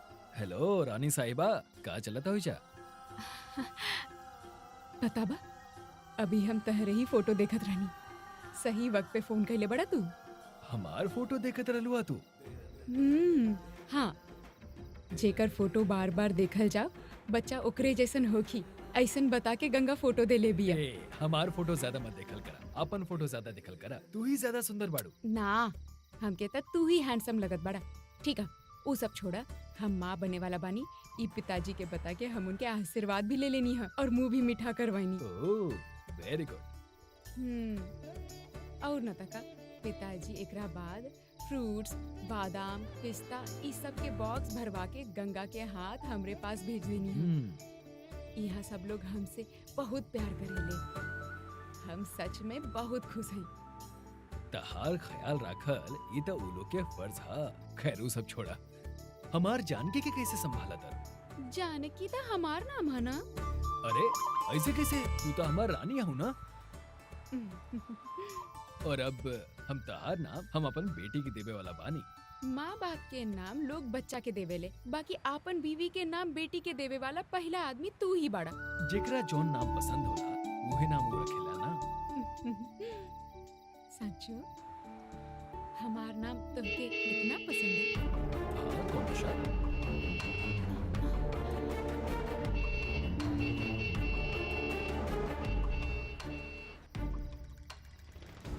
ये आवाज कैसे ना होता? केहू आयल बस आयल, तू फोन रखा, हम बाद में कॉल करत हनी। ओके ओके।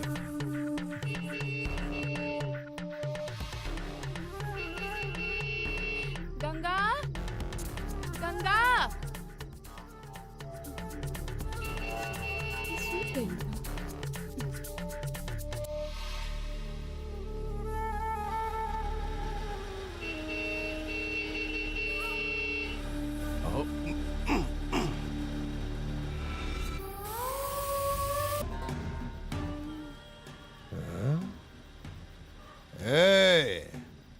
चल गेट खोल।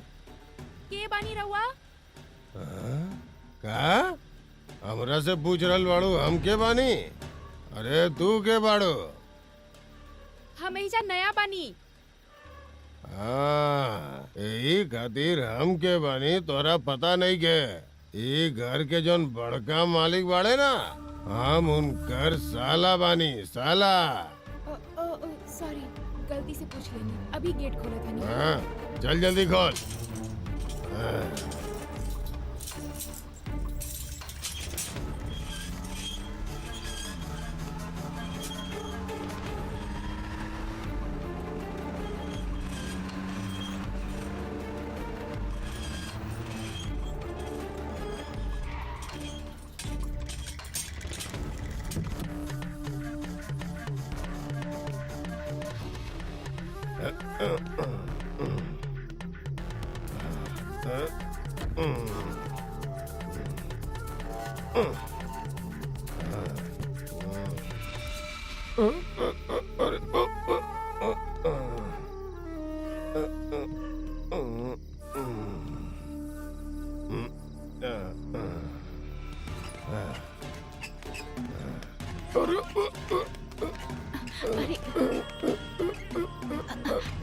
संभाल के।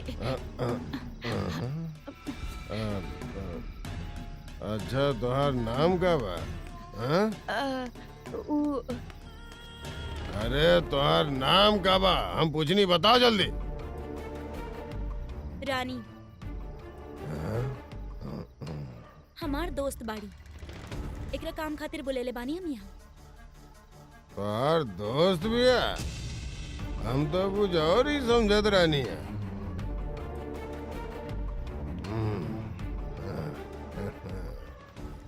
हमरा जीजा जी से मिले के बाद आवा तानी अभी। हाँ?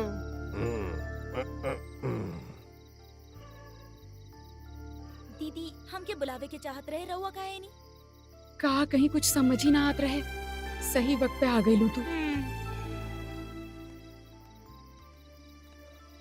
हम बड़का मालिक के राउर नाम रानी बतेले बानी, रहुआ कुछ और नाम बता देती तो बहुते ज्यादा गड़बड़ हो जात। ऐसे रहुआ ना अपन नाम रानी ही बताई।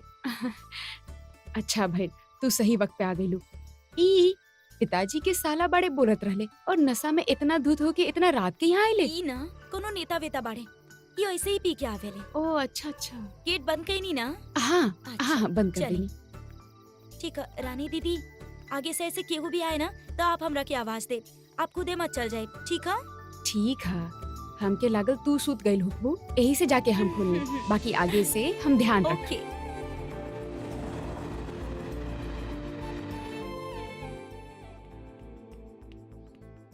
हेलो पापा, गुड मॉर्निंग। आप जैसन बतेले रहनी वैसे ने हमने के बिजनेस इम्प्रूव होता। अब आप चिंता कल छोड़ दी ना पापा। अरे वाह, हमने के बिजनेस इम्प्रूव होता, ये सुन के हमके बहुत खुशी भइल।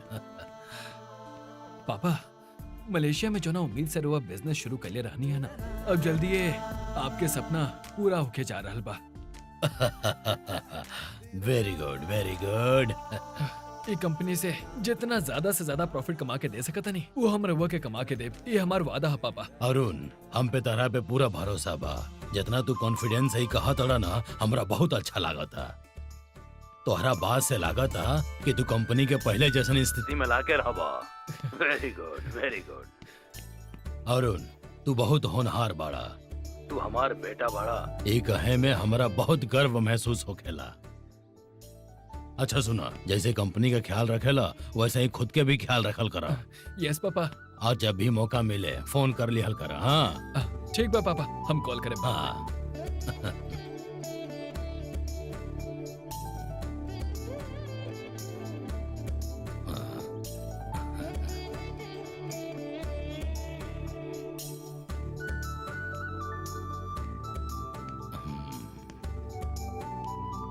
रानी बेटा,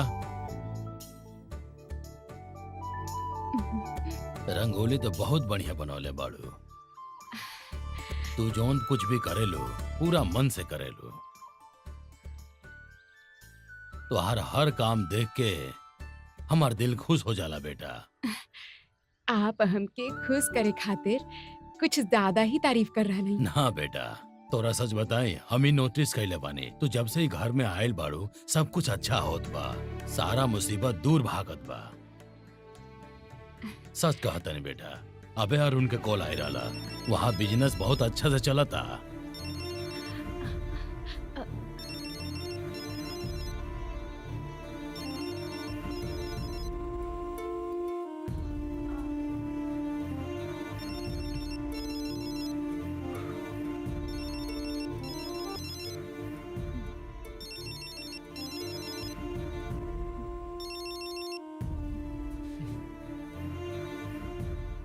बेटा तोहार फोन बजाता, देखा था के कर पति के है। ये बात बा। हमार बेटा और तोहार पति एगो के फोन कटेला तुरंत दूसरा के आ जाला। पति के इतना इंतजार मत करावा, उठाला ओकरा से बात करा।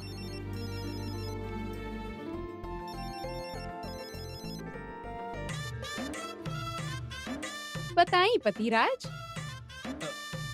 रहुआ के बिजनेस बहुत अच्छा चल रहा बा ना? अरे ये बात तारा के बताओ। देखी, अभी तू पिताजी के फोन कर ले रहा, तबे हमके पता चल गए। अच्छा, तो के एगो बात पता बा? कौन सा बात?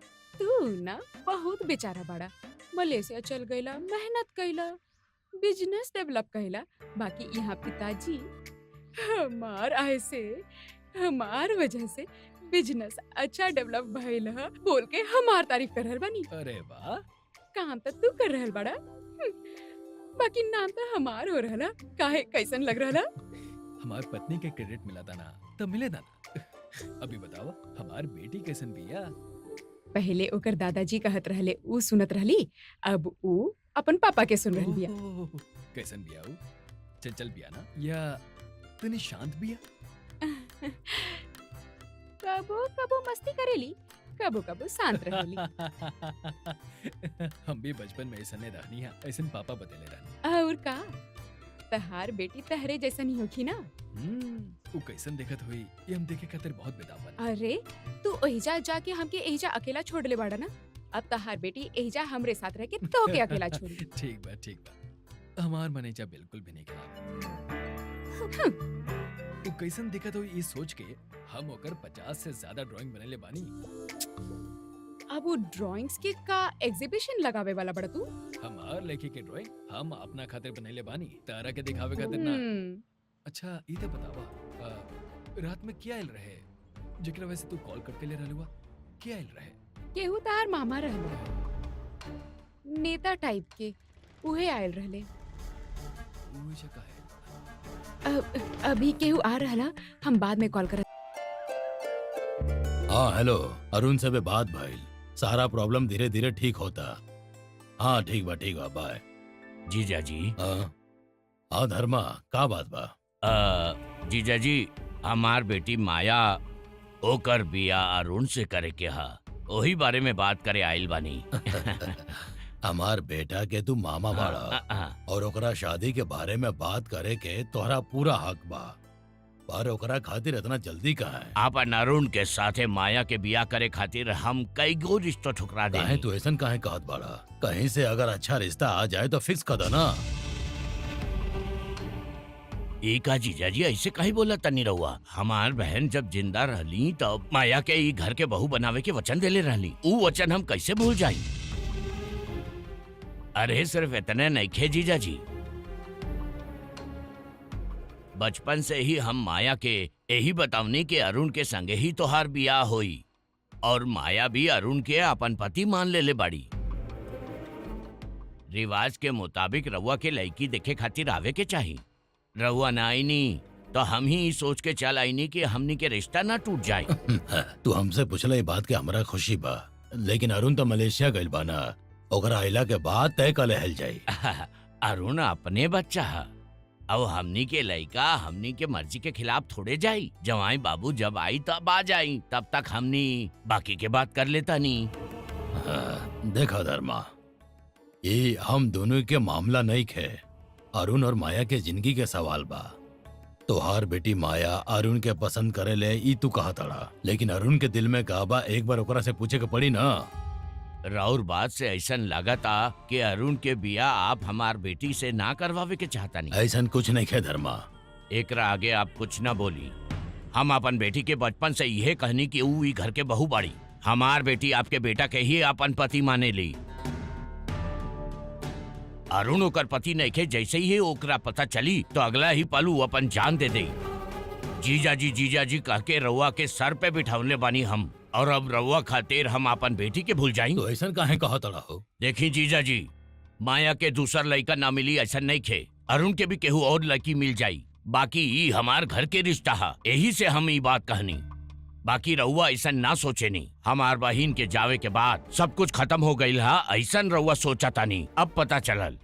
अरे देखा, हम ऐसा कबो ना सोचनी। तब फिर रिश्ता पक्का करता नहीं, रउआ हाँ बोली। जीजा जी, हम बिया के तारीख पक्का करे खातिर ना कहता नहीं। हमार बेटी ई घर के बहू बनी, ई विश्वास दिलाई हमके। हमने रिश्तेदारन के ना बुलाए जीजा जी, हमने आपस में बात कर लेब और रिश्ता पक्का कर लेब, हमनी खातिर इतना ही काफी बा। रउआ का कहता नहीं जीजा जी? आप तोहरा इतना कुछ कहला के बाद हम तोहरा के मना कैसे करें? बात कहला के बाद ही तारा यकीन होगी तो हम तोहरा के रोकब नहीं। ठीक बा, तो हर बात मान लेनी। थैंक यू जीजा जी। अच्छा अब हम चलत तानी।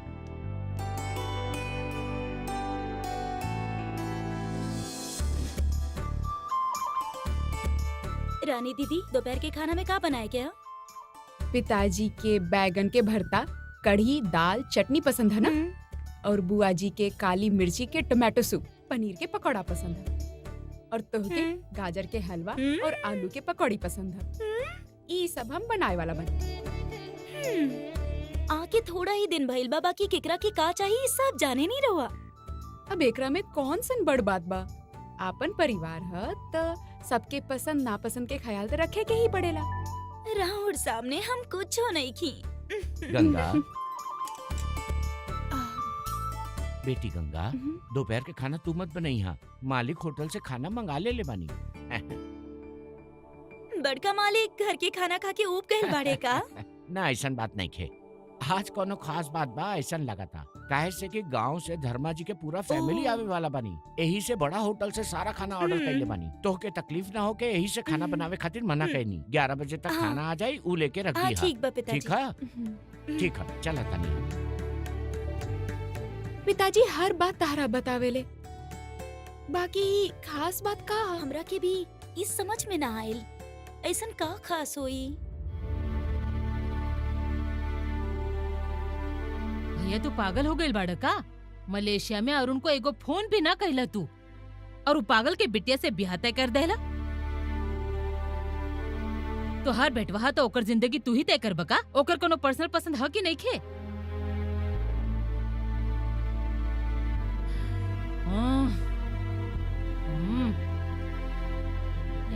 दीदी, धर्मराज के हम पहले बहुत समझौनी, लेकिन वो रिश्ता तय करे के जिदे पकड़ के बैठल बा। का करी, वो हमार साला है ना, और उन हमार सब बात माने लाई भरोसा के साथ हम ओके जबान दे देनी। अब तू कुछ भी कहा, बाकी तू बहुते गलत कइला। हमारा पास दूसर कोनो रास्ते ना रहल। आज सिर्फ ओकर घर वाला और हमनी के घर वाला मिल के बात करी है। अरुण के बारे में बाद में बता दहल जाए, तबले तू तनी शांत रहो। हाँ, दीदी समझा ना।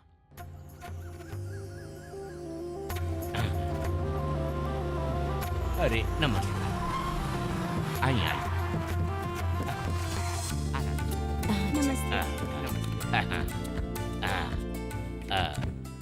अरे चलो अंदर चला। चलिए चलिए। आप आई आई। चलिए। हाँ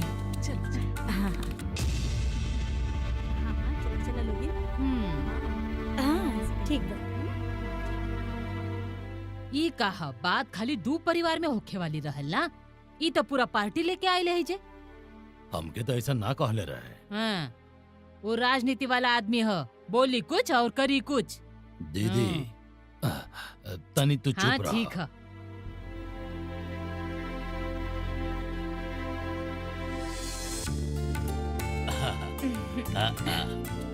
जीजा जी नमस्ते। ये सब जीजा का- जी, अपन बहन की बेटी के साथे माया के बिया तय करत आनी, इतना ही कहले रही हम। हम भी चलब कह के पूरा खानदान आ गईला। इनकर बेटी के बहू बनावे खातिर रवा एक पैर पे तैयार बानी ऐसन सुननी। इतना अमीर होके खाली रिश्तेदारी बचावे खातिर आप ही शादी फिक्स कर देनी घर बाप पर। ठीक है, सब लोग बैठ जाए। ओमकार, सबके चाय नाश्ता का देखा। आई आई। हाँ जी, आई बैठी बैठी। घर काफी बड़ बा। सुनी, हाँ? रसम के सामान के थाली तो हम गाड़ी में ही भूल गए बानी। अरे रे गंगा, हमनी के सामान गाड़ी में रह गईला, तनी लेके आई हूँ।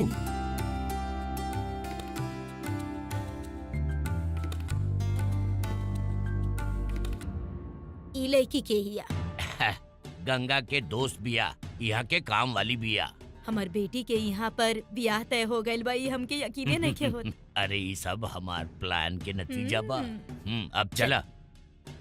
बड़का मालिक के साला के साथे जे रहली वो उनकर पत्नी रहली, और गुलाबी ड्रेस में जे रहली वो उनकर बेटी बाड़ी माया, और वो जे लाल टी शर्ट में लड़का रहे वो उनकर बेटा है। इनकर बहुत बड़ फैमिली है। ई का फूल, साड़ी, चंदन, पान, ई सब का? कुछ ना कुछ फंक्शन हुई, ऐसे तो ले ले बाड़े।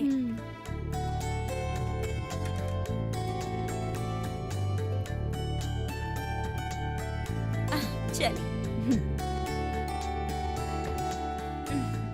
राजनीति में बाड़े ना, ऐसे कुछ उल्टा पुल्टा करत रहेले। ओ ऐसा करत रहेले? हाँ, कुछ तो राजनीति करत ही रहेले। अच्छा ठीक है। चलिए।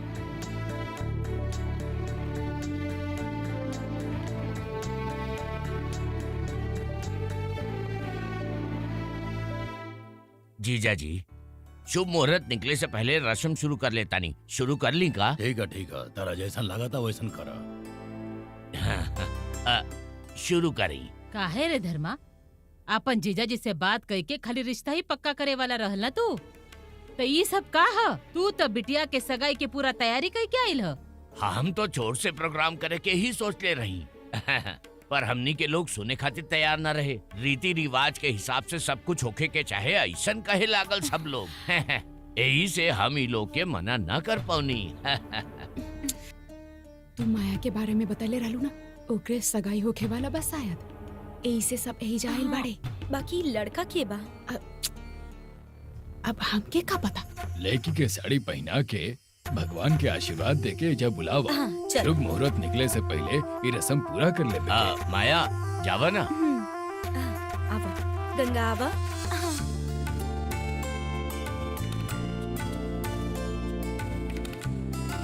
लड़की के नाम मायावती उर्फ माया और लड़का के नाम का बतानी रहुआ? अरुणाचलन उर्फ Arun.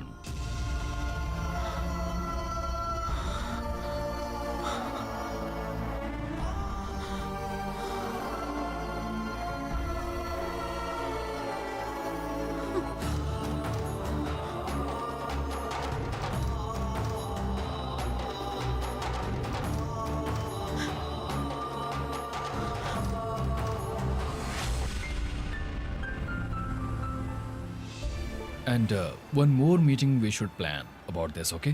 What about tomorrow? Tomorrow we can finish Okay. it, sir. And I Okay. want all the reports to be submitted tomorrow. Okay. Please make sure of it. We'll need. Okay, sir. Yeah, Sure. sure. Just a second. Yes sir. Hello, का रानी साहिबा खाना बना ले लू का? तहार सगाई हो रहा है ई पता चला। का कहा था तू? तहार और माया के सगाई होके वाला बा। हमरा के बतैले बिना कैसे हुई?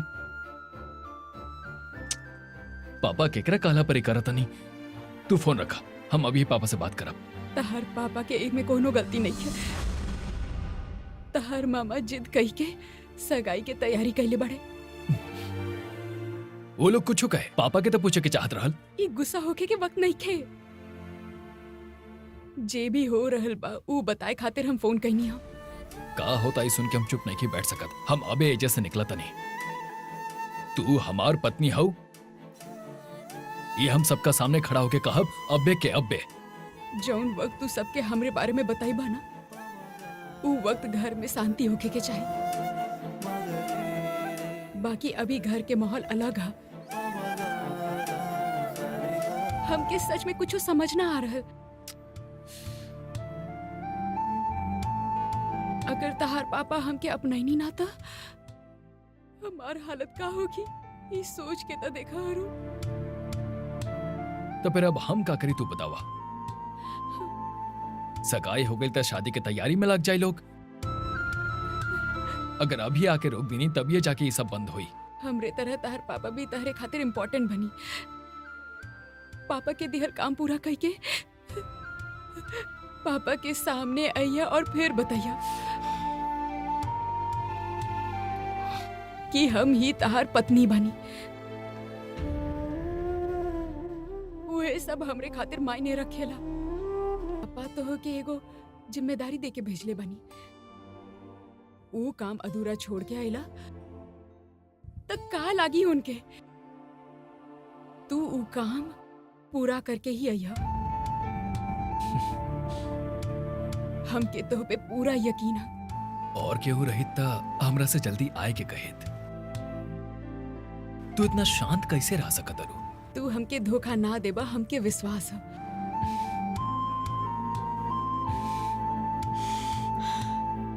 वो विश्वास पे ही हम इतना शांत बनी। तो हर विश्वास हम कबो टूटे ना दे। वो तो के बताए के जरूरत नहीं के। हमार पति पे हमके भरोसा है। यहाँ ही घर में जे कुछ भी चल रहा है ना, ओकर टेंशन मत ला। तू अपन बिजनेस पे ध्यान दो। ओकरा बाद हमनी के जिंदगी में सब कुछ सही हो जाए। फोन रखा था नहीं हम अब। ओके बाय।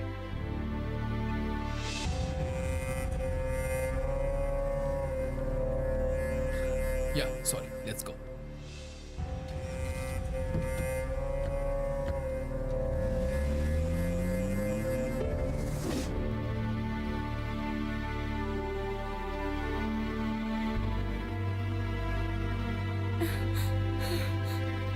दीदी, आपके पता बा अंदर का चला था? माया की सगाई केकरा साथे होता ही पता बा आपके?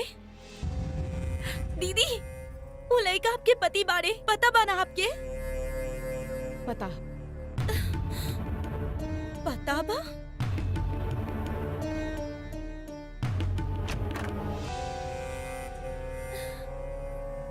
सुनो बेटी, ई गजरा माया के बाल में लगा देबो।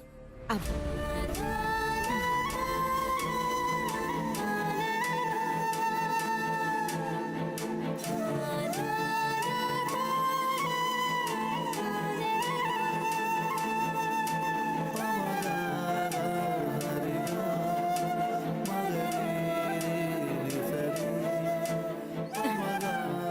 अच्छा लग रहा है।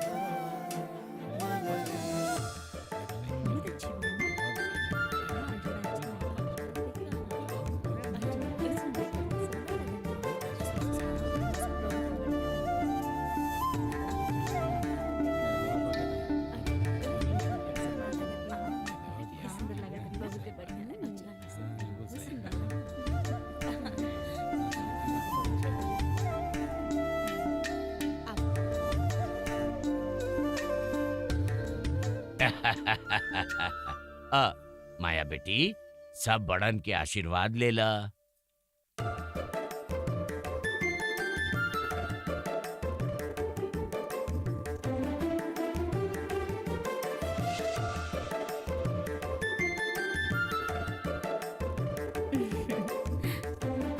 हाँ पंडित जी, शुरू करें। तब शुरू करी ना, शुरू करी हाँ, ना। हाँ, शुरू करें।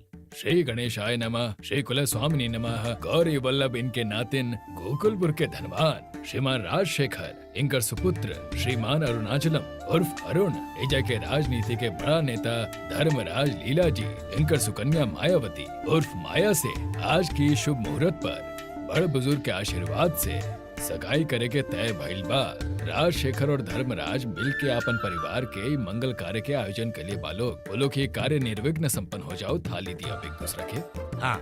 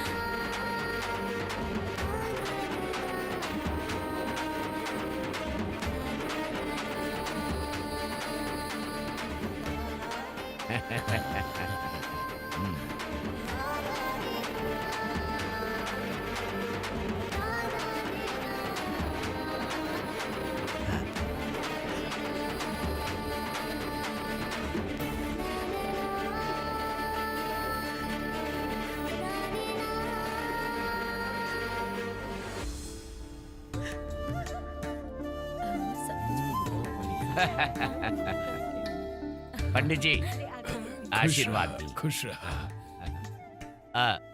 रहुआ सब इस शुभ काम में पधारनी रहुआ के धन्यवाद। जी, नमस्ते। राउर जीजा जी खाना के इंतजाम अच्छा कह ले रहे। हाँ, सगाई में ऐसा इंतजाम बा त शादी में कैसन होखी? हाँ? बिल्कुल, रहुआ भाई सब साहब, देखत जाए। सगाई तो बहुत बढ़िया भइल। हाँ, अब शादी की तारीख तय होती हमरा हाँ, के बता बिल्कुल, दिया, हम बिल्कुल, जरूर सबके आई। आए के बा। रहुआ अपन सब रिश्तेदारन के बता दी कि सगाई लगभग हो ही चुकल है। जी, नमस्ते। अच्छा, धन्यवाद। अच्छा, धन्यवाद। नमस्ते। ओंकार जी, इस सबन के बाहर जी, छोड़ा। मालिक। हाँ, आई आई हाँ, हाँ, आ जाइए। धन्यवाद पंडित जी, धन्यवाद।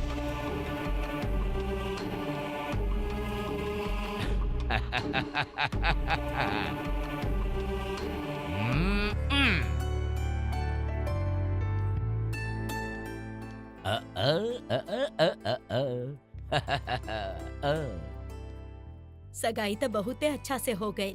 अब चलल जाओ का। हाँ, हमनी अब निकला तानी, बाकी माया के 4-5 दिन खातिर एजे छोड़ देता नहीं। पापा अरुण यहाँ नहीं खे, हम ऐजा अकेले रह के का करब? हम के लेके चली ना।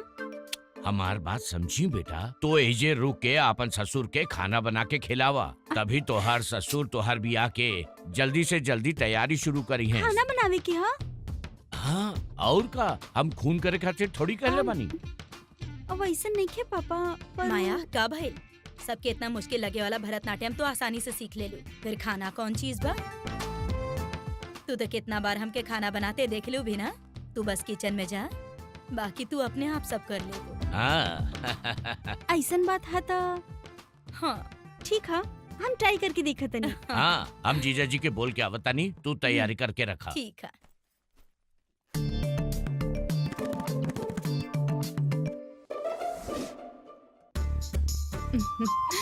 बहुत गरम भाई। हाँ, बड़का मालिक के गरम खाना अच्छा लगा। ससुर जी के बहुत भूख लागल आप होगी। जी यहाँ ससुर जी कनी हाँ, ना कहा ठीक है। ए कहाँ जाता रू तू दोनों? तू दोनों एक साइड में खड़ा रहा। हम खुद ससुर जी के खातिर खाना बना के लईनी हा, समझ लू? हम अपन हाथ से उनकरा के खाना परोसे वाला बानी। चला देखल जा।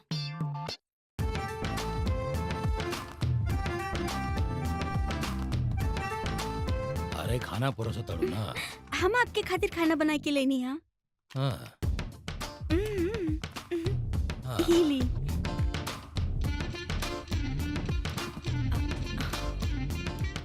हाँ, बस बस। खाई ना, एकदम पेट भर के खाई। खाना स्वादिष्ट बनने वाला था।